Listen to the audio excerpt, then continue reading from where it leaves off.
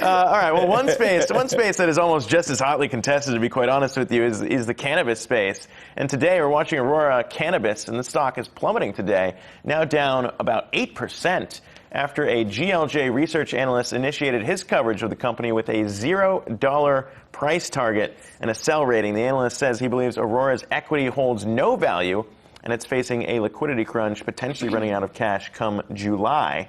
That's problematic for a number of reasons there, Jack. I mean, we've covered the cannabis space here. No doubt 2019's been a tough year, but saying that a company is going to run out of money by July is not a good thing.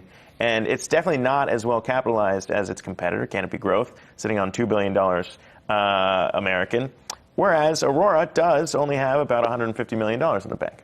It is scary. You know, when the cannabis boom first started, I thought these companies were going to be piling and just having stockpiles of cash. But they're having trouble, man, because it's so expensive.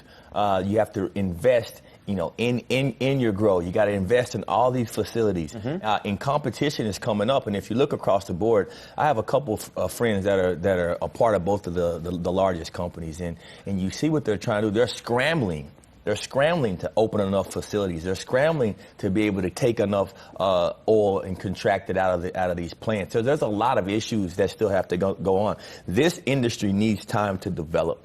And a lot of people have to understand and that. I mean, this analyst kind of pointing out that some companies might not have that time because, as we talk about it, I mean, the Safe Banking Act was passed in the House, still waiting in the Senate. But that's one of those acts, one of those bills that's kind of addressing the heart of the problem, where these companies, it's hard to raise money if you're a cannabis company, and it's also hard to manage all the cash that you're getting from people buying your products because you can't actually use what a traditional bank. Yeah, you can't use it like a traditional company would. So I mean, that clearly, I guess, being a headwind. Unless it gets solved moving forward into 2020. I mean, just one of the many headwinds. I mean, Jack's right. Cannabis stocks are literally almost the definition of the long game. I mean, we talk a lot, obviously, there's a lot of stocks that people need to hold for quite a bit of time, but cannabis stocks, absolutely. When you want to talk about headwinds, there's the regulatory hurdles that you have facing here in the United States. And that's just not even the banking industry. That's also the legality around recreational marijuana use, CBD, if you can even use that in foods, like that's not fully regulated yet by the FDA. Then you also have the black market still continuing to completely undercut in those areas where recreational marijuana is able to be legally bought.